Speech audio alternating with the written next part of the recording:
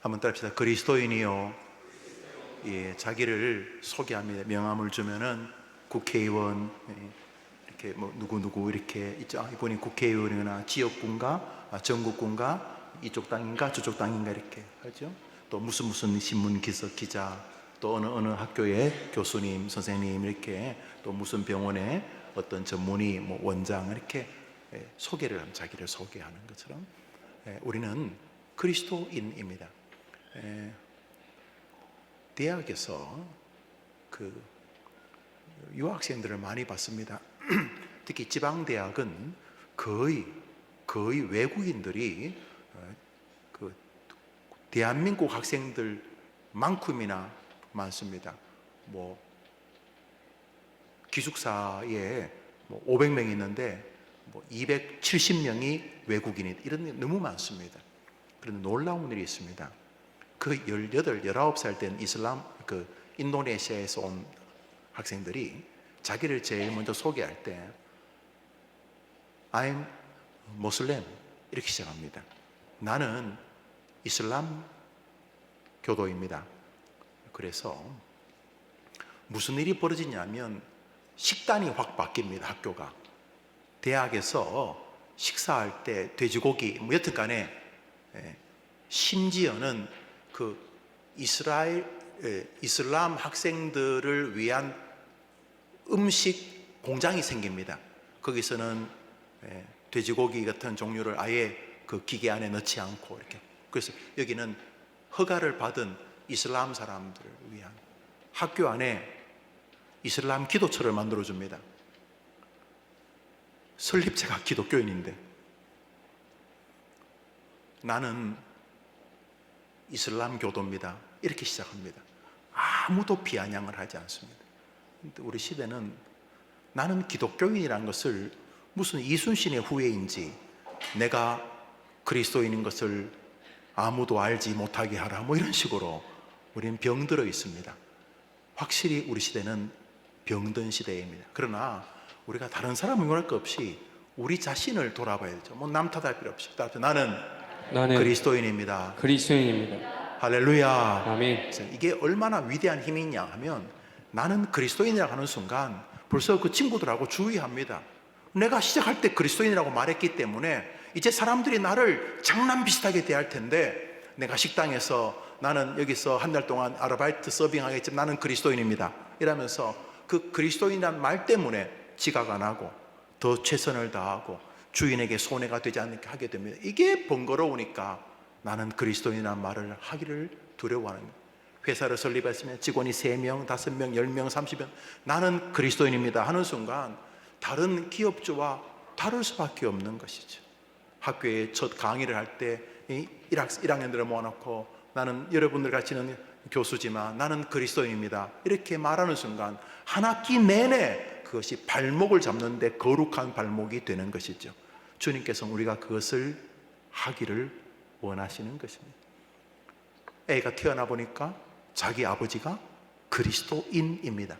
태어나 보니까 자기 할아버지가 그리스도인입니다.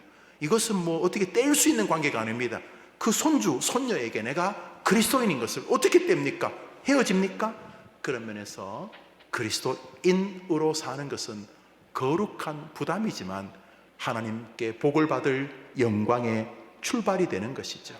우리 해림교회 성도니 가는 곳마다 그리스도인이라고 자랑하게 되기를 바라는 것입니다. 아멘. 요 아론 지역 사람들이 우리 교회 너무 좋아합니다.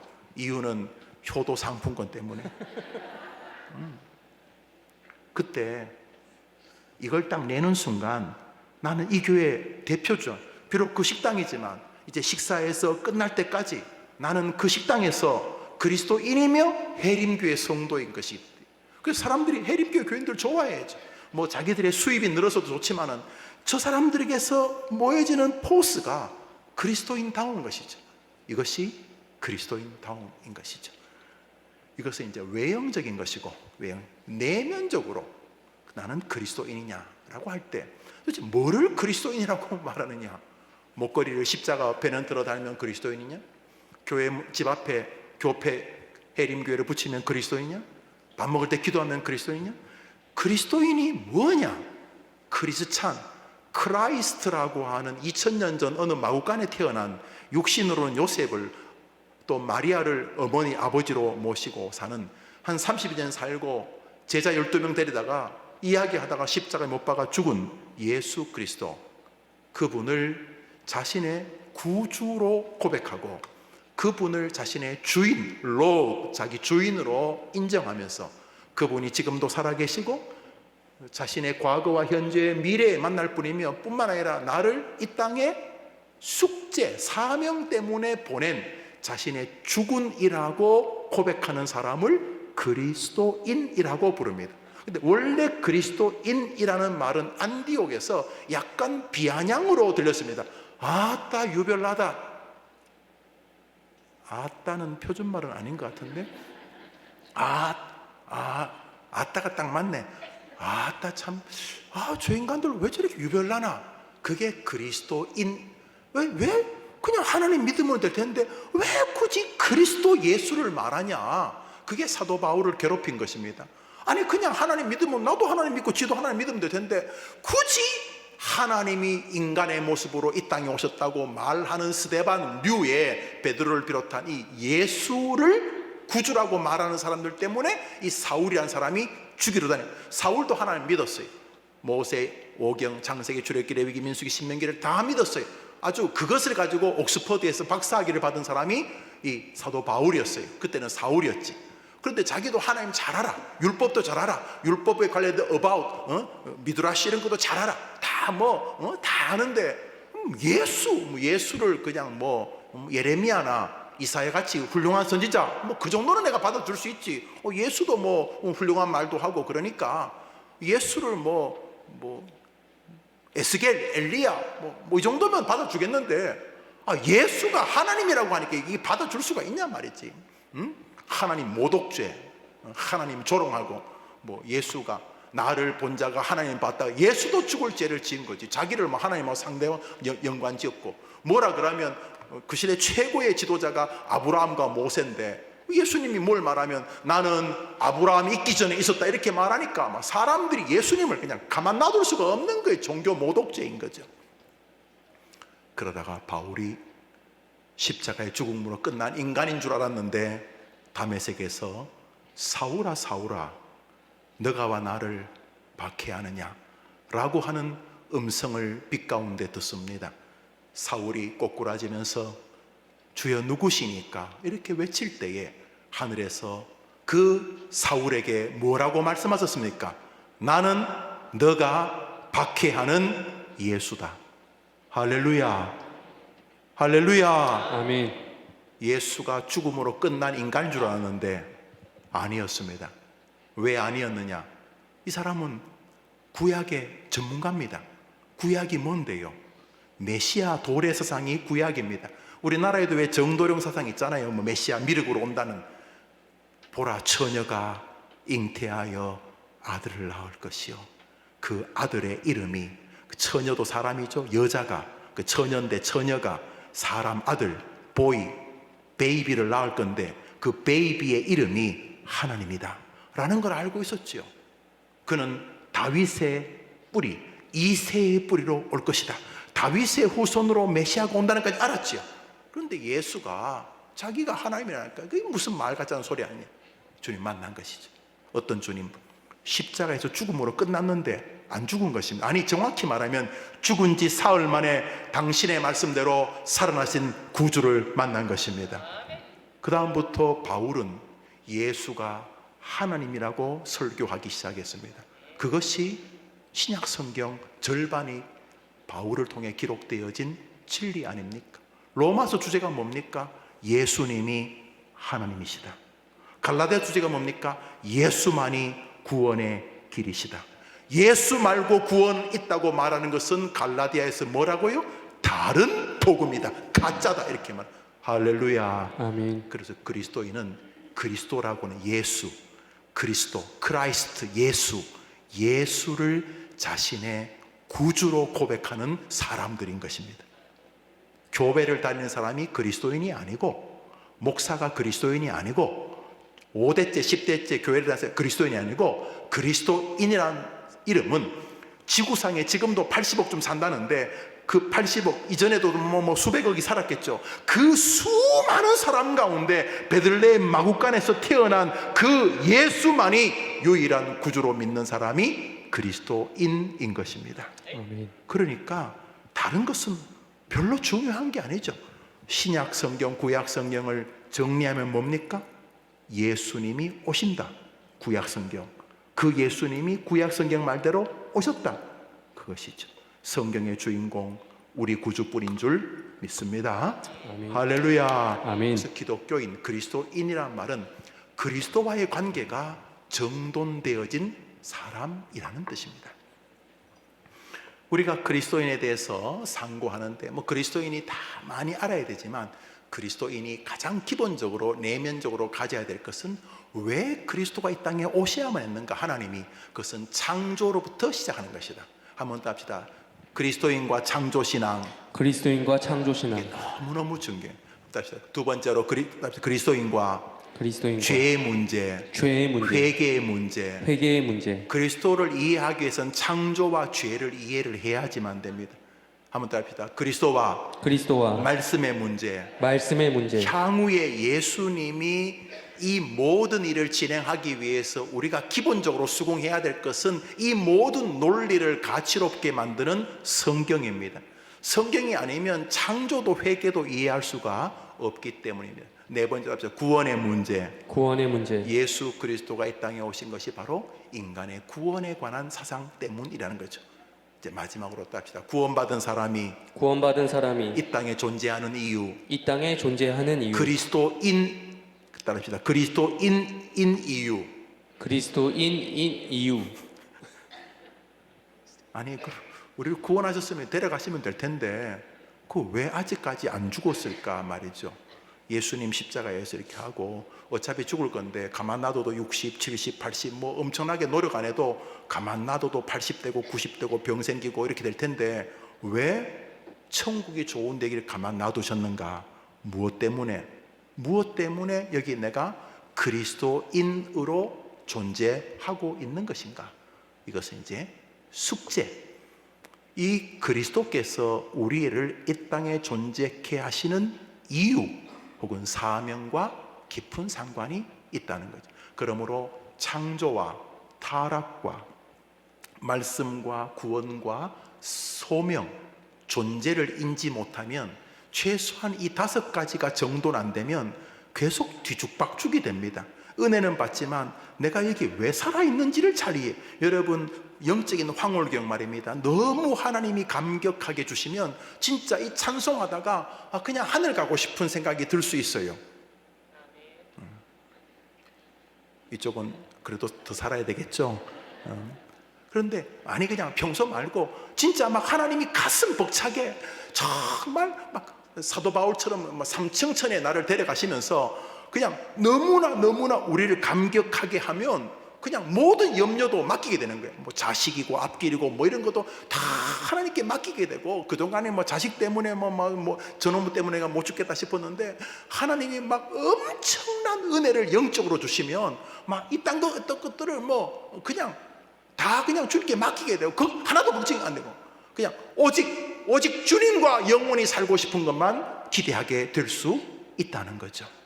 예, 베드로가 그런 적이 있었어요. 변화산에 올라갔는데 양옆에 모세, 율법의 대표자 모세, 선지자의 대표주자 엘리야가 딱 나타나는 그 중간에 주님이 계셔. 주님 옆에 좀 죄송하지만 시다바리로 딱 나타난 거예요. 이 엘리야와 모세도 엄청난데 예수님이 중앙에 서 있으니까 뭐 완전히 베드로가 영적인 황홀경에 빠진 거예요. 그때 베드로가 뭐라 그래요? 베드로가요? 여기 집을 몇 채 짓자고요? 몇 채요? 이거 너무 놀라운 거예요. 평소 베드로는 절대로 이럴 인간이 아니거든요. 3채 누구 거예요? 첫째는 예수님 거, 또 다른 한 채는 모세 거. 그 다음에 그럼 저거들은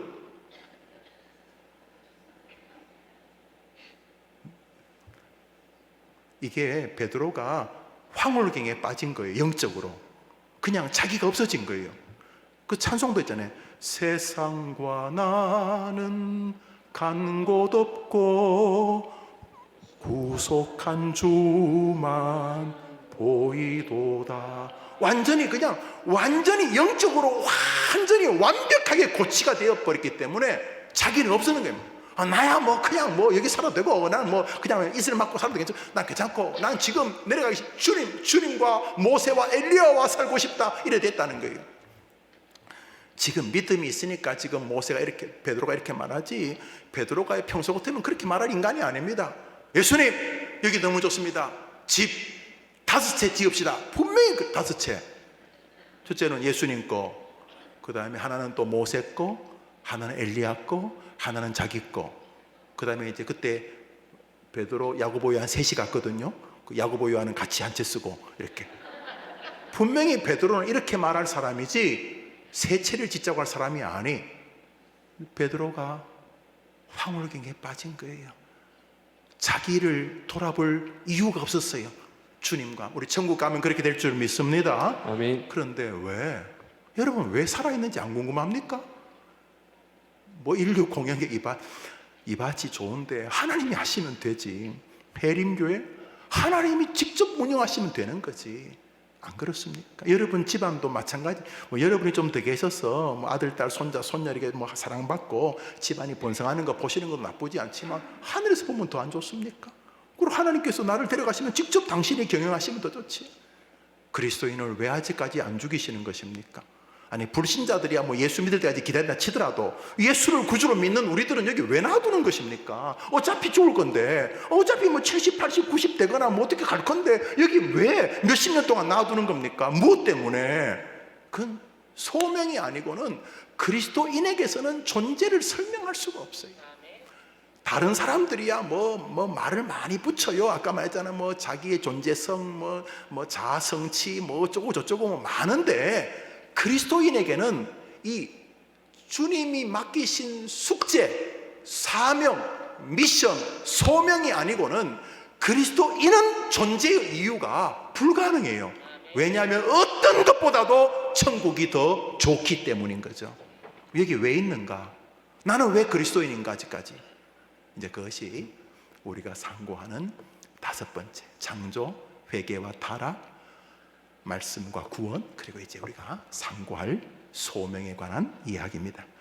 지난주까지는 예수님이 이 땅에 오신 소명, 예수님이 숙제가 있었다는, 예수님 전능하신 하나님이신 그리스도께서 이 땅에 오신 이유가 당신에게 맡겨진 숙제와 상관이 있다는 거죠. 그럼 우리는 마찬가지입니다.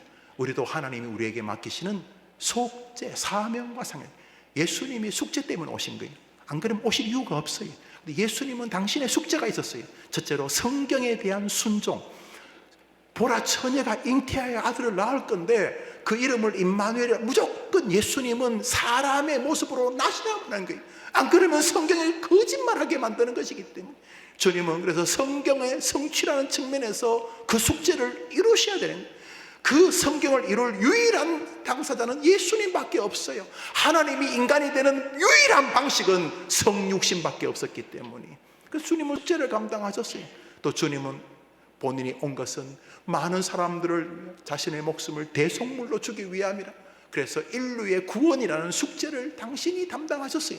그리고 교리적으로 첫 번째 아담, 인류의 대표가 망친 것을 두 번째 아담, 완벽한 아담, 마지막 아담, 모든 인류의 대표지만 죄가 없는 사람으로서 하나님과의 계약을 갱신해야지만 됐어요. 하나님은 그대로였어요. 첫 번째 아담과 하나님은 계약할 때 하나님은 그대로였지만 이 죄 없던 아담이 범죄함으로 모든 인류의 더러움과 죽음이 오게 되었어요. 그래서 두 번째 아담이 필요해요. 두 번째 아담이 없어요. 지구상에는 모두가 다 아담의 후손들이기 때문에 하나님께서 죄 없는 인간의 번식 방법이 아닌 하나님의 방식으로 성령으로 잉태되어진 무죄한 한 인간을 이 땅에 보내셨습니다. 마지막 아담이신 예수님인 줄 믿습니다. 아멘. 자, 그 숙제를 우리가 상고했습니다. 오늘 이렇게 먼저 초두의 말씀을 드리는 것은 소명이라고 하는 것이 우리의 존재 이유라는 것입니다. 여러분, 해림교회 김용호 목사는 왜 있는 것입니까? 여기서 사례받고 애 키우고 그게 목적입니까? 그것은 부수적인 것이죠. 그 일을 진행하기 위한. 저는 여기 왜 존재합니까? 숙제 때문에. 어떤 숙제? 우리 주님이 숙제 맡긴. 여러분은요 똑같습니다. 여러분과 저하고 아무런 차이가 없습니다. 우리의 존재 이유는 주님이 맡기신 숙제 외에는 설명을 할 수가 없습니다. 왜냐하면 천국이 우리와 비슷하다 그러면 설명이 가능한데, 천국은 여기 있는 모든 것들이 완전체입니다. 사랑, 여기도 뭐 사랑이 있어요. 사랑이 있는데 여기는 대부분 또 왜곡되어 있죠. 그런데 진짜 사랑이 있어요. 행복, 여기도 뭐 나름대로 행복이 있어요. 그런데 진짜 행복이 있죠. 모든 것의 원형이 저기 있어요. 할렐루야. 여기 왜 있는 거예요? 숙제 때문인 거죠. 그러므로 숙제를 아는 사람은 행복한 사람이, 숙제를 모르는 사람은 참 힘든 인생이, 가난해도 힘들고 부해도 힘들고 인생이 힘들어요. 숙제를 아는 학생들은 인생이 즐거워요. 숙제를 모르는 학생들은 끊임없이 공부해야지 성공한다 그러지만 정말 저 멀리 있는 구름 잡는 이야기.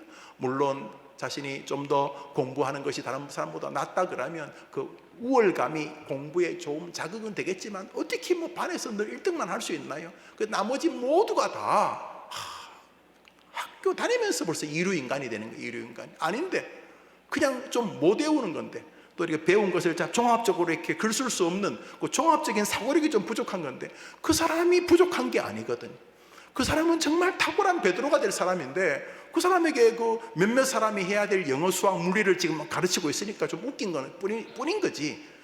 뭐 공부를 못하는 게 칭찬받을 일은 아니지만, 공부를 잘하는 것이 다른 사람보다 더 탁월한 영성을 가진 것도 아닌 거죠. 그런 면에서 우리의 요셉 총무를 비롯한 자녀들이 하나님 앞에서 자신의 소명을 알게 된다면 그 인생이 행복하게 될 줄 믿습니다. 인생 노년도 마찬가지. 어느 날 70이 넘어 예수를 알게 되고 자신이 왜 살아있는지 아는 순간, 그때부터 70 이전과는 비교도 안 되는 빛나는 사명의 역사가 일어날 줄 믿습니다. 아멘. 자, 이제 그러면 성도는 왜 존재하는가? 성도의 사명과 가족 구원이라는 주제로 살펴보겠습니다. 성도의 사명, 복음 전파 전도. 기독교인이라면 누구나 익숙히 들은 말씀이 주님이 이 땅의 사역을 마치시고 승천하시며 제자에게 주신 말씀입니다. 우리 마태복음 28장 읽읍시다. 시작. 너희는 가서 모든 민족을 제자로 삼아 아버지와 아들과 성령의 이름으로 세례를 베풀고 내가 너희에게 분부한 모든 것을 가르쳐 지키게 하라. 볼지어다 내가 세상 끝날까지 너희와 항상 함께 있으리라 하시니라. 예, 우리는 예수님의 이 말씀을 지상 명령 이렇게 다 알고 있습니다. 마가복음 이것을 한 절로 오늘 정리하였습니다. 본문에 읽읍시다. 시작. 이르시되 너희는 온 천하에 다니며 만민에게 복음을 전파하라. 모든 민족을 제자로 삼으라는 게 뭐 김용무 제자 삼으라는 겁니까? 예수의 제자를 삼으라는 거죠. 그러니까 만민에게 복음을 전하, 만민이나 모든 민족이 같은 말일 것이고, 제자를 삼으라는 말과 복음을 전파라는 말 같은 말이죠. 이것이 주님의 마지막 말씀이셨어요. 천국에 올라가시기 전에 마지막이란 측면에서 유언인 거죠. 마지막이란 측면에서 유언인 거죠. 주님께서 지난 공생애를 사시면서 이제 마지막으로 똘똘똘 말아가지고 우리에게 인생의 목적을 딱 정해주셨어요. 너희는 온 천하에 다니며 만민에게 복음을 전파하라. 이것을 신학계는 이것을 그리스도인의 대사명 혹은 성도의 지상사명이라고 부릅니다. 네, 같은 말이죠. 그냥 여기가 우리가 왜 나는 아직까지 살아있을까의 답이라는 것이죠. 주님의 엄중한 마지막 명령이셨기 때문입니다. 예수님은 사역 초기부터 제자들을 전도자로 훈련시키셨고 그들을 전도자의 길로 파송하셨습니다. 이 부분은 이 사람들이 신앙이 완전히 정리가 되지 않았을 때였습니다. 왜냐하면 마가복음 3장에 전도하러 갔다가 5장, 7장, 8장, 9장, 10장부터 예수님 배신하거든요. 그러니까 지금 마가복음 3장에 나오는 제자들은 곧 예수님을 배신할 사람들이에요. 베드로같이 예수님 부인하고 심지어는 예수님에게 쌍욕을 하면서 난 저런 자식 몰라 라고 할 인간들이에요. 그러니까 아직 덜 연결었어요. 그냥 예수님 따라다니면서 머리 똥만 들어가지고 예수님 어떻게 잘 얼르고 달래가지고 한 자리 할까, 우리 자식 새끼 잘 될까, 뭐 이런 정도로 교회 다니고 있는 거예요. 그럼에도 불구하고 주님은 복음 전파라는 사명이 그리스도인의 존재 이유라고 말씀하신 거예요. 믿음이 좋으면 전도하겠지만 믿음이 없어도 전도해야 된다는 사실이에요. 교회인의 사명이 여기 있는 거죠. 물론 믿음이 더 정돈되면 더 열심히 전도하려고 하겠죠. 읽어보겠습니다. 마가복음 3장입니다. 시작. 이에 12를 세우셨으니 이는 자기와 함께 있게 하시고 또 보내사 전도도 하며 귀신을 내쫓는 권능도 가지게 하려 하심이로라. 이것은 훗날 제 아들이 자신이 왜 존재하는지를 깨닫게 되는 아주 중요한 시금석이 되었습니다. 아, 우리가 부족할 때도 주님은 우리에게 이것을 원하셨구나. 아, 주님의 마음은 이것이었구나. 그래서 자신이 주님을 배신하기 전이었음에도 불구하고 주님께서 자신에게 전도의 사명자로 쓰고 싶으셨구나. 왜 아빠가 자꾸 나한테 이걸 시키시지? 지금은 너무나 힘들어. 아빠 나 힘들어 죽겠어. 못하겠어요. 그러는 아버님이 돌아가신 다음에 어느 날 왜 아버지가 젊을 때 이것을 소중히 여기라고 깨닫게, 아버님이 제가 어릴 때 중고등학교 때 대학 다닐 때 이것을 굉장히 강조하셨는데, 그때는 진짜 왜 아빠 유별나게 우리 집만 그래요? 다른 친구들 안 그러는데 왜 아빠 자꾸 나한테 이런 걸 강조하세요? 그랬는데 아버님이 돌아가시고 내가 아버님 나이가 되었을 때 비로소 우리 아버님이 나에게 정말로 사랑하셨구나, 진짜 아버지가 가르쳐준 이것이 내 인생을 이렇게 만들었구나 깨닫게 되었다. 이런 걸 여러분 보지 않습니까? 이 제알도 그랬어요. 지금 아직 뭐 진짜 대먹지 않았어요. 그럼에도 불구하고 이들에게 주님이 오신 이유를 설명하고 계셨어요. 전도. 훗날 예수님이 승천하시고 나서 사도행전부터 제자들이 다른 사람입니다. 마태, 마가, 누가, 요한까지 이 복음서에 나온 제자들은 왔다리 갔다리 해요. 근데 사도행전부터 나오는 제자들은 다른 제자입니다. 사도행전에서 딱 나오는 베드로는 죽인다고 해서 아이고 겁나라 이런 사람이 아닙니다. 사도행전부터 나오는 제자들은 다른 제자입니다. 사도행전 내용이 뭡니까? 예수를 전도하러 다니는 사람들의 이야기 아닙니까? 예수를 그리스도를 구주로 믿게 된 제자들에게 나타나는 모든 삶은 똑같습니다. 뭐 그렇다고 24시간 밥도 안 먹고 전도만 했는 게 아니라 삶의 경향성, 삶의 방향이 전도를 향해 있었다는 것입니다. 여러분, 우리도 그것 때문에 존재하는 것입니다. 해림교회 여기 있는 이유도 바로 그것입니다. 이것은 훗날 모든 제자들과 사도들의 삶의 이유가 되었습니다. 주님의 부활 후 베드로를 비롯한 제자들이 한 일이 무엇입니까? 사도행전 2장입니다. 시작. 베드로가 이르되 너희가 회개하여 각각 예수 그리스도의 이름으로 세례를 받고 죄 사함을 받으라. 예수 그리스도의 이름만이 너의 죄를 회개하는 유일한 구원의 길이라고 말하는 복음 전파였습니다. 사도 바울이 예수님을 만나고 한 일 또한 복음 전파, 즉 전도였습니다. 그는 임종을 앞둔 순간에 그의 아들 같은 제자 디모데에게 오직 한 가지만을 유언으로 남깁니다. 디모데후서는 사도 바울의 마지막 서신입니다. 넉 장으로 이루어졌습니다. 마지막 장입니다. 그 서신이 그의 아들 디모데를 향해 있습니다. 물론 뭐 아들이라기보다는 양자와 제자와 같다고 볼 수 있겠죠. 그가 남기는 아들을 향한 마지막 이 대사도의 유언을 하나님은 성경으로 기록해 두셨습니다. 왜요? 이것이 우리가 후대로 전수하기를 바라는 하나님의 마음이시기 때문입니다. 디모데후서 4장입니다. 시작. 하나님 앞과 살아있는 자와 죽은 자를 심판하실 그리스도 예수 앞에서 그가 나타나실 것과 그의 나라를 두고 엄히 명하노니 너는 말씀을 전파하라. 때를 얻든지 못 얻든지 항상 힘쓰라. 오직 그리스도의 복음의 말씀, 진리의 사실, 진리의 전파, 그것이 너의 사명이다. 사람들이 너를 좋아하든지 때를 얻든지 사람들이 너를 배척하든지 너의 존재 이유는 예수 그리스도만이 구원의 길이라는 복음의 말씀을 전하. 말씀이 뭡니까? 구약 성경의 말씀의 주인공이 뭐라고요? 예수님 오신다. 신약 성경 말씀의 주인공은요, 예수님 오셨다. 예수만이 유일한 구원의 길이다. 예수님 승천하시면서 성령을 보내줄 텐데 성령은 나 예수에 대하여 증거할 것이다. 할렐루야. 아멘. 그러니까 제대로 된 예수 그리스도의 복음 말씀을 전하는 교회가 바른 교회고 바른 부모요 바른 성도인 것이지요. 이처럼 전도는 제자들의 삶이었고 그들이 살아가는 이유였습니다. 바울은 전도를 이렇게 말합니다. 디모데후서 4장 5절입니다. 시작. 너는 모든 일에 신중하여 전도자의 일을 하며 내 직무를 다하라. 신중하다는 말게 조심하라는 걸 주의해서 살아라. 왜? 전도 일을 해야 되니까. 네가 전도자 일을 하기 위해서. 여러분 이제 오늘 대기업 회장님하고 여러분 이제 과장쯤 되는데 뭐 대리쯤 되는데 회장님이 비서실을 통해서 여보게 그 무슨 대리인가 같이 식사 한번 하지 이렇게 뭐 했다 칩시다.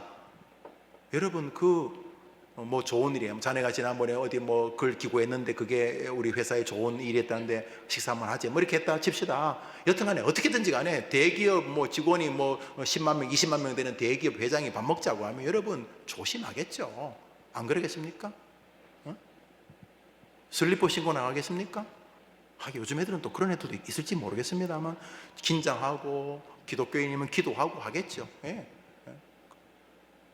그게 주의하는 거 아닙니까? 우리 기독교인들은요 인생을 살면서 기본적으로 주의하라는 말이 뭐 웃고 즐기지 말라는 게 아니고 왜? 전도 일을 해야 되니까. 식당에 들어가요. 식당에 들어가서 뭐 식당에 밥 먹으러 가지. 식당에 밥 먹으러 가는데 식당에 들어가면서부터 그 주인하고 그 일하시는 분들, 그리고 혹시 내 주변에 있는 사람들 전도의 대상자라는 것을 마음에 가지는 거죠. 직원들을 만나요, 교인들을 만나요, 북한 사람을 만나요, 애들을 만나요, 애들 할머니를 만나요, 동네 사람들을 만나요, 앞집에 사는 아파트 아줌마를 만나요, 세탁소 아줌마를 만나요. 기본적으로 주의하지요. 신중하지요. 왜요? 전도 일을 해야 되니까. 제일 신중해야 될 게 부모님이죠. 부모님, 자식들 제일 나를 잘 아니까. 그래서 신중해야 되죠. 조심해야 되죠. 너는 모든 일에 신중하여. 왜요? 전도자의 일을 해야 되니까. 이게 숙제니까. 감사한 일이죠. 우리 한번 더 읽읍시다. 너는 시작. 너는 모든 일에 신중하여 전도자의 일을 하며 내 직무를 다하라. 이게 디모데후서의 마지막 장입니다. 전도. 우리가 하늘나라 가면 이것만이 남을 것입니다. 뭐요? 네가 나를 사랑하는구나. 그래서 네가 나를 정말 사람들에게 많이 전했구나. 다니엘서가 말하듯이 많은 사람을 옳은 곳으로 옳은 것 진리, 내가 곧 길이요 진리요 생명이니 나로 말미암아 아버지께 올 자가 없다. 예수님이 말했던 그 진리, 많은 사람을 옳은 곳으로 인도하는 자 하늘의 별과 같이 빛나리라. 우리 전도하는 일은 그냥 전도하다가 좀 반대당하고 전도하다가 이런 정도가 아니라 우리가 영혼에게 복음을, 예수님을 자랑하는 것은 하늘에 우리의 인생이 별처럼 빛나는 길인 줄 믿습니다. 아멘. 하늘에만 빛나는 게 아니에요. 여러분, 하늘에 빛난다고 하늘만 빛나는 게 아니에요. 우리 눈에도 반짝반짝 빛나잖아요. 우리가 복음을 전하면 우리의 삶도 하나님이 아름답게 해주시는 거예요. 한번 더 합시다. 아름답도다. 복음을 전하는 자들의 발이요. 복음을 전하는 자들의 여기 아름다운 길이 있어요. 여러분, 예수를 전하려고 열심히 목회하고 저처럼이 아니라 목사가 열심히 목회하고 예수를 전하려고 열심히 가정생활하고 아이를 기르고 직장생활하고 하여튼 열심히 하면요, 하나님이 인생을 아름답게 해주세요. 할렐루야. 아멘. 믿으세요. 그러니까 뭘 하더라도 식당에 밥 먹으러 가고 회사에 돈 벌러 가는데, 그렇지만 여전히 그 안에 있는 모든 삶에는 예수를 전하기 위해 가는 거예요. 할렐루야. 아멘. 바울은 전도를 빚진 사람의 심정으로 하였습니다. 로마서 1장 시작. 헬라인이나 야만인이나 지혜 있는 자나 어리석은 자에게 다 내가 빚진 자라. 그러므로 나는 할 수 있는 대로 로마에 있는 너희에게도 복음 전하기를 원하노라. 그러니까 예수님이 자기를 위해 땅에 오셨기 때문에 예수님의 죽음에 피에 자신의 빚이 있다 생각을 한 것 같아요. 물론 이 말에는 스데반을 때려 죽인 그 어떤 살인자의 어떤 부담도 있는 것 같고, 여튼간에 사도 바울은 자신이 예수를 영접한 다음에 내가 정말 조금이라도 젊을 때, 내가 힘 있을 때, 똑똑할 때, 돈 있을 때, 그때 내가 열심히 전도했어야 되는데 주님 너무 죄송합니다 이랬는지, 여튼간에 사도 바울은 주님에게 빚진 마음을 가지고 살았어요. 빚진 마음을. 그래서 열심히 전도했다는 거예요. 그에게 전도는 거의 강박관념 수준이었습니다. 그는 전도하지 않으면 자신에게 화가 미친다는 인식으로 살았습니다. 고린도 9장입니다. 시작. 내가 복음을 전할지라도 자랑할 것이 없음은 내가 부득불할 임이라. 만일 복음을 전하지 아니하면 내게 화가 있을 것임이로다. 할렐루야. 여러분, 여기서 복음을 누구에게 전하라고요? 오늘 성경 본문의 마가복음 10장이요. 너희는 온 천에 다니며 누구에게요? 만민에게. 복음이 뭐라고요? 예수님의 이야기. 그러니까 여러분, 이렇게 시내버스 타고 오면서, 혹은 또 개인적으로 여러분이 이제 가족들과 차를 타고 오면서 차 안에서 나보다 믿음 좋은 권사 부인에게 예수님 이야기하세요. 여보, 지난주에 그 말씀 듣는데 참 은혜되어서 예수님 때문에 참 우리가 복돼. 맞아요. 임자 기억나지? 우리 학고방에서 연탄가스 채 가지고 그렇게 힘들게 살 때, 야, 그때 내가 신앙 없으면 난 죽었어. 하여튼 난 딴 거 모르겠고 예수님 때문에 내가 살아있는 건 맞아. 그래, 맞아요. 그래도 어떻게 해림교회 좋아요, 안 좋아요? 그러니까 좋아요. 여보, 내가 인생 노년에 해림교회 만난 거 너무 행복해. 참 너무 좋아. 나도 그래요. 예수님을 말할 수 있는 기회를 놓치지 마십시오. 만민이 불신자들만 전하는 게 만민이 아니에요, 여러분. 멀리 있는 아들, 딸에게 전화했을 때, 아들 잘 지내지? 공부 힘들지? 군생활 힘들지? 기도한다. 야, 아빠도 군생활했는데 그때 아빠가 신앙생활 했으면 더 잘했을 거야. 넌 축복돼. 그리고 너를 위해 기도한 사람은 엄마도 기도하고 할머니도 기도하고 교인도 기도하고 목사님도 너 군대 갈 때 기도했잖아. 기도 힘내. 예수님 살아계셔. 그렇게 한마디 하라고. 주님이 기뻐하신다고요. 왜요? 명령하셨으니까. 신자, 불신자 만날 때마다 예수의 이름을 전할 이유가 우리가 살아있는 이유라는 것입니다. 여러분 한번 지어내 보십시오. 여러분 여기 왜 살아있는지. 천국이 더 좋기 때문에 여기 살아있는 이유는 불가능해요. 기독교인에게는 어떤 것들 갖다 대어도 안 돼요. 내가 여기 살아있다고 자식을 위해서 하나님이 하면 되지. 하나님이 뭐 내 자식 못 키우겠어요. 천국이 더 좋은데 이게 왜 존재하는가? 복음 전파예요. 예수를 이야기하는 거예요. 그 만민 중에 여러분 자신도 있는 거 알아요? 여러분 병상에 누워서요 말할 수도 없어요. 기력이 없어. 영혼이 기력이 없진 않아요. 육신이 기력이 없는 거예요. 그래서 욕창이 생겼는데 못 뒤집어. 그 요양사 그 여사님께서 이렇게 움직여주시면 안 돼. 그래도 영혼은 살아있어요. 여러분 자신에게도 말해요. 영호야, 너 예수 믿고 복 받을 인간이야. 너 예수님 때문에 살아있잖아. 너 예수님 사랑하잖아. 그러면서 찬송가 부르고, 예수님 어릴 때 외웠던 성경 구절 외우고, 예수님 이야기 혼자 들려주고, 예수님 높이고 찬송하고, 너희는 온 천하 다니며, 병상에서는 다닐 곳이 그 병상밖에 없어요. 그 한평 될까 말까 그 병상밖에 없어요. 거기서도 여러분은 만민인 여러분에게 예수님을 전할 수 있는 줄 믿습니다. 아멘. 그래서 우리는 예수를 이야기해요. 교회가 모이면 예수를 이야기해요. 예수를. 가족이 모이면 예수를 이야기해야 돼요. 친구들하고 모이면 예수를 이야기해요. 불신자가 모이면 지혜롭게 예수를 이야기할 기회를 찾아야 되는 거예요. 할렐루야. 아멘. 자, 계속 읽습니다. 동시에 그 고백 안에는 전도의 행복이 있었습니다. 로마서 1장입니다. 시작. 전파하는 자가 없이 어찌 들으리요? 기록된 바 아름답도다 복음을 전하는 자들의 발이요. 이처럼 전도는 성도의 사명이요 삶이요 우리를 살아가게 하시는 주님의 이유입니다. 여러분, 주님이 그냥 하늘로 올라가시면서 지상 명령을 주신 게 아닙니다. 그때 우리가 제일 가치로워지기 때문인 것입니다. 복음을 전하기 위해서 돈 벌게 됩니다. 회사를 경영합니다. 식당을 경영합니다. 교회를 경영합니다. 가족을 이끕니다. 이 복음을 더 잘 전하기 위해서 좋은 지도자가 되고 좋은 기업가가 되고 또 이 복음 전파라는 숙제 때문에 오늘 회사의 여러 가지 기가 막힌 일도 이길 수 있게 되는 것입니다. 할렐루야. 아멘. 복음 전파라는 마음을 잘 가지고 시집을 가야 시집살이가 행복합니다. 복음 전파라는 마음을 가지고 장가를 가야 처가살이가 행복합니다. 복음 전파, 이 복음 전파가 마음에 있어야지 목사 노릇도 즐겁습니다. 복음 전파가 있어야 오늘이 즐겁고 내일이 기대가 되는 것입니다. 왜요? 생명의 주관자가 복음 전파 때문에 나를 존재케 하고 지켜보시기 때문인 것입니다. 성도의 사명 복음 전파, 복음 전파. 그럼 전도라는 것은 성경에 어떤 의미로 기록되어 있는가? 전도를 뜻하는 원어는 이완겔리조, 케루소, 디다스코, 마르투스, 마데테스 등이 있으며 그 뜻은 다음과 같습니다. 유앙겔리조, 기쁜 소식을 외치다, 케루소, 전하다, 디다스코, 가르치다, 마르투스, 증인되다, 마데테스. 전하여 제자 삼다.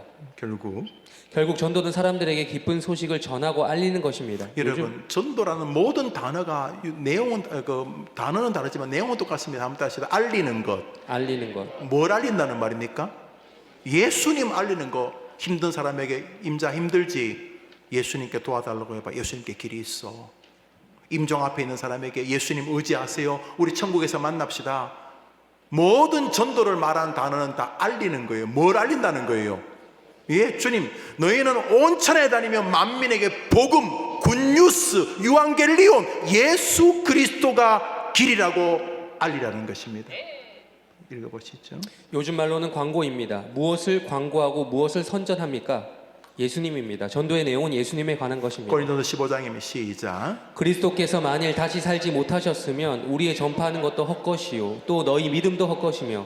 그러니까 부활의 주님, 이 땅에 오신 주님, 지금도 살아계신 주님, 바로 예수 그리스도를 증거하는 것이죠. 예수가 메시아라는 것을 증거하는 것이죠. 전도는 예수 그리스도와 깊이 연관되어 있을 뿐만 아니라 예수 그리스도를 배제하면 전도는 성립할 수 없음을 알게 됩니다. 그런데 이 모든 전도가 선포적이라는 것입니다. 모든 전도라는 말이 전하는 것이죠. 사람들에게 내가 선언하는 것이라는 것이죠. 그래서 1장 21절입니다. 시작. 하나님의 지혜에 있어서는 이 세상이 자기 지혜로 하나님을 알지 못하는 고로 하나님께서 전도에 미련한 것으로 믿는 자들을 구원하시기를 기뻐하셨도다. 예, 주님이 인간을 무엇으로 구원하기로 작정하셨다고요? 전도. 전도. 근데 전도가 좀 어떻게 세상 사람들이 인정한다고요? 미련해. 전도한다고 되나? 목사님, 말로 전도한다고 안 돼요. 요즘 시대가 어떠신데요? 성경은 2000년부터 사람들에게 전도하면 사람들이 와, 미련아, 아직도 저러고 있냐? 라고 말한다는 거예요. 그런데 하나님 뭐라 그래요? 남들이, 세상 사람들이 미련하다고 생각하는 바로 그 전도를 통해 구원의 역사를 일으키시겠다는 것이에요. 아멘. 근데 이 전도가 뭐요? 캐리그마입니다. 설교 혹은 선포입니다. 예수 믿으라고 여러분의 자녀들에게, 가족들에게 교회에서 선포해야 된다는 것입니다. 우리 성경에는 전도라고 되어 있는데 영어 성경에는 설교로 되어 있습니다. 누가복음 11장입니다. 시작. 심판 때에 니느웨 사람들이 일어나 이 세대 사람을 정죄하리니 이는 그들이 요나의 전도를 듣고 회개하였음이어니와 요나보다 더 큰 이가 여기 있느니라. 요나가 뭐 했습니까? 요나가 니네웨 다니면서 뭐 했습니까?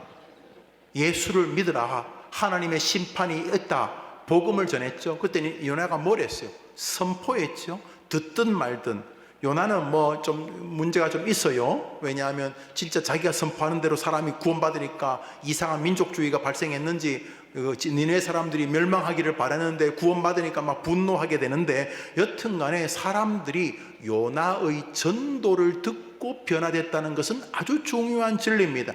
구약판 복음 선파 요한겔리론이 되는 거죠. 우리 성경에는 요나의 전도를 받고 니느웨 사람들이 회개한 것으로 되어 있는데 원어는 요나가 설교해서 그들이 회개한 것으로 되어 있습니다. 하나님께서는 어리석게 들리는 예수를 주제로 하는 설교를 통하여 믿는 사람들을 구원하시기를 기뻐하신 것입니다. 그러므로 여러분이 목사의 설교를 듣고 가서 사람들에게 전해 주십시오. 그리고 믿으십시오. 내가 전하는 것은 저 사람들이 미련하게 보겠지만 하나님은 역사하신다. 할렐루야. 아멘.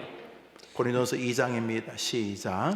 내 말과 내 전도함이 설득력 있는 지혜의 말로 하지 아니하고 다만 성령의 나타나심과 능력으로 하여. 뭐 가급적이면 같은 값이면 무슨 치마요? 다홍치. 그렇지만 괜찮아요. 투박해도 괜찮아요. 성령을 순종하고 이것이 내 사명이라고 믿으면, 예수님을 증거하면 우리의 능력이, 우리의 재주가, 우리의 설득력이 뭐 앞 말이 꼬이고 뒤에 말이 꼬이고 뭐 이게 도대체 내가 해도 말을 되게 못한다 싶을 만큼 앞에 말 뒤에 말이 꼬여도 성령님이 역사하시면 전도하려고 순종하는 우리를 통해서 하나님이 구원의 역사를 만드실 줄 믿으시기 바랍니다. 아멘. 바울이 뭐라 그래요? 내가 전도해 봤는데 막 말이 비꼬이고 그랬는데도 성령이 역사하시니까 구원받더라. 그러므로 우리가 해야 될 것은 입을 열어 선포하는 것입니다. 사람들에게 예수를 이야기하셔야 합니다. 첫 번째로 자녀들에게 말입니다. 나의 말과 나의 설교는 지혜에서 나온 그럴듯한 말로 한 것이 아니라 성령의 능력이 나타낸 증거라는 것입니다. 요나의 니느웨 선교는 선포를 통한 관계 전도의 일면을 제시해 줍니다. 니느웨를 향한 요나의 선포가 3장에 나옵니다. 아수르의 수도였던 니느웨는 이방인들의 도시였습니다.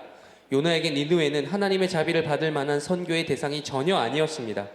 그럼에도 불구하고 요나에게 주어진 사명은 그들에게 심판의 메시지를 선포하는 것이었고, 결과 선포된 메시지를 들은 니느웨는 폐역의 길에서 돌아서는 구원의 도시로 거듭나게 되었습니다. 요나의 전도는 니느웨의 회개와 구원이 요나의 선포적 메시지의 전달을 통해 일어났다는 점과 하나님은 명하시고 요나는 선포했다는 전도의 기본적 공식을 우리에게 가르쳐 줍니다. 그것이 어떤 방식이 되었든 이 공식은 변함이 없습니다. 주님은 우리에게 전도하라고 명하십니다. 여러분, 그 요나의 전도가 뭡니까? 요나는 여호와의 말씀이 아미떼 아들 요나에게 임하되 너는 일어나 접근 성읍 내려가서 내가 너에게 지시한 쳐서 외치라. 저 악독이 내 앞에 상달하였다고 주님 말씀하지 않습니까? 그래서 가요. 근데 안 가요. 가긴 가는데 딴 데로 가요. 내 빼요. 우리가 똑같죠. 전도하라 안 하잖아요. 뭐 귀찮기도 하고 어색하기도 하고, 아이고 뭐 전도한다고 올 것 같지도 않고, 괜히 전도하거나 안 간다 그러면 인간관계 비꼬일 것 같고, 그래서 그냥 도망을 갔어요.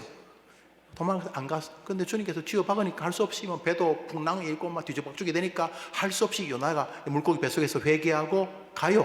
그러니까 하나님은 전도하라고 보내시고 요나는 가요. 가서 하나님이 전도하라고 말하니까 요나가 크게 마음에 그렇게 감동은 없었지만은 할 수 없이 또 물고기 속에 집어넣을까봐 또 풍랑이 일까봐 또 가서 또 전해요. 하나님은 전도하라고 명하시고 요나가 말하는 구조, 이거 안 변해요. 지금도 하나님 목사를 통해서 여러분에게 전도하는 것을 말하잖아요. 여러분은 요나처럼 니느웨로 가든지 아수로 가든지 둘 중에 하나예요. 그런데 하나님께서 전도하라고 명하시고 요나가 전도하는 이 프레임이 안 바뀐다고요. 한국교회 왜 문제가 있어요? 전도 안 해요. 50 전도 안 하지. 뭐 이상한 거 모범을 보이면 예수 믿는다. 여러분, 세상 사람이 우리 모범을 보고 예수 믿어요? 여러분, 남녀 호랭개교 그 모범 보이면 믿어요? 믿어요, 여러분? 뭐 옆에 뭐 종교들이 엄마니 밤매 엄마니 밤매 뭐 엄마니 밤매라고 뭐 쌀 퍼주면 여러분 예수 믿어요? 여러분 옆 사람 착한 거 보면 아이고 그 사람 착하네 그러지 그 사람 예수 믿냐고요? 우리가 착한 행실은 좋은 것인데 그보다 먼저 해야 될 것이 입을 열어 복음을 증거하는 것이에요. 우리 시대 다 벙어리잖아요.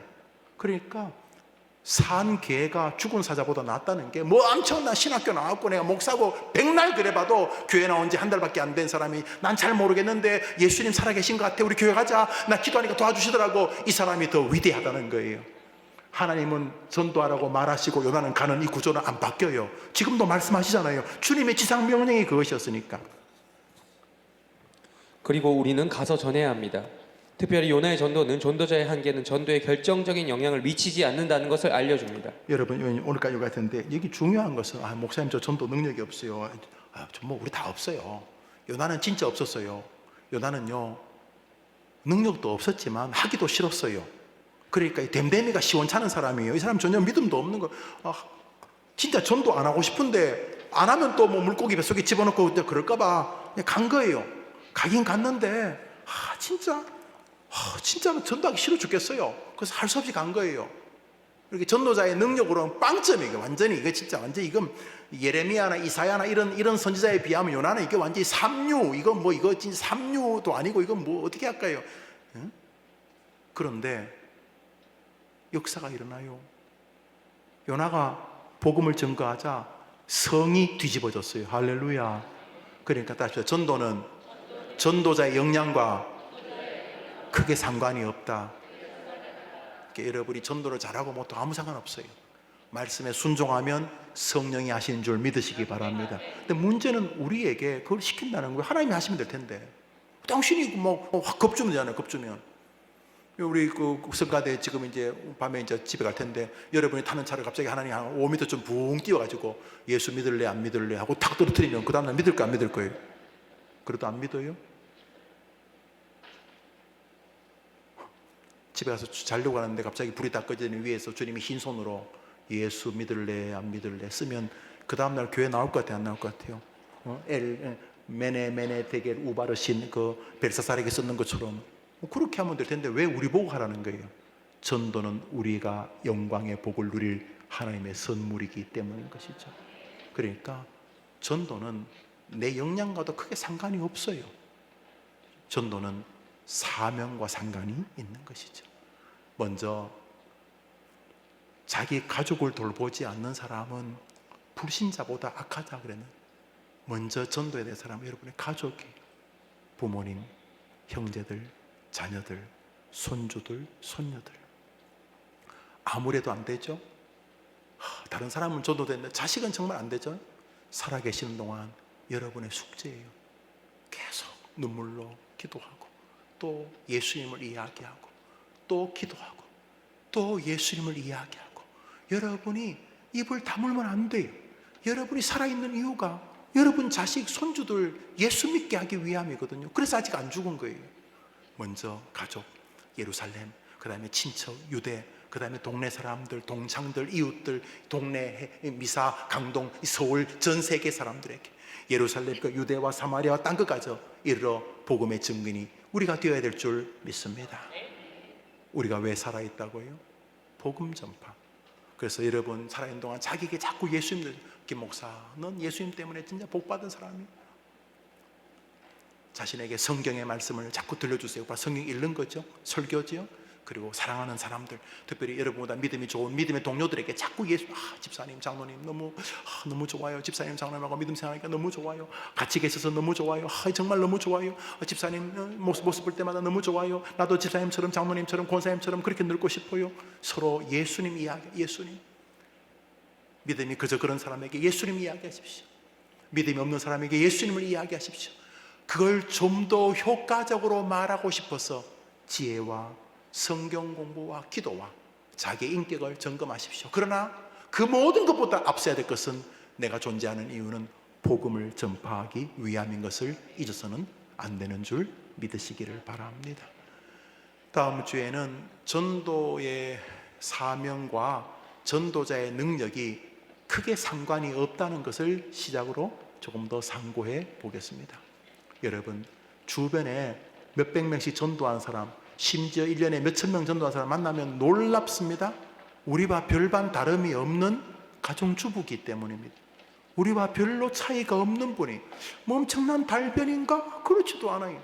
뭐 노하우가 있나? 뭐 있긴 좀 있지만 큰 차이가 없어요. 전도는 전도자의 역량과도 크게 상관이 없다. 이 얼마나 위대한 이야기입니까?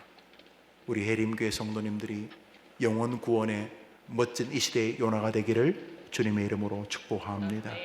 우리 여기까지 하겠습니다. 주님과 같이 예배를 마치고 자유롭게 기도하고 하루 출발하겠습니다. 하늘에 계신 우리 아버지여, 이름이 거룩히 여김을 받으시고 나라의 마옵시고 뜻이 하늘에서 이룬 것 같이 땅에서도 이루어지이다. 오늘날 우리에게 일용할 양식을 주옵시고 우리가 우리에게 죄 지은 자를 사하여 준 같이 우리 죄를 사하여 주옵시고 우리를 시험에 들게 하지 마옵시고 다만 악에서 구하옵소서. 내게 나라와 권세와 영광의 아버지께 영원히 있사옵나이다. 아멘. 기도합시다.